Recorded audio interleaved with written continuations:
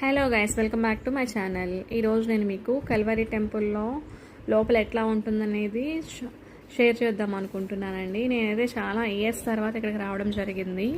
Church కట్టక ముందు గ్రౌండ్లో పెట్టేవాళ్ళు కదా, అప్పుడైతే వచ్చేవాళ్ళమండి. చర్చ్ పెట్టినాకైతే ఫస్ట్ టైం నేను ఇక్కడికి వచ్చాను. చాలా బాగుండింది చర్చ్ అయితే. లోపల అది ఇంటీరియర్ బాగుంది, అక్కడ అన్ని ఫెసిలిటీస్ బాగున్నాయి అన్నమాట. ఎప్పటిలానే ఇంతకుముందు ఎట్లా ఉండేదో క్రౌడ్ ఇప్పుడు ఇంకా పెరిగిందని చెప్పుకోవచ్చు. ఏ షిఫ్ట్లో అయినా ఇట్లానే ఉంటుంది. సో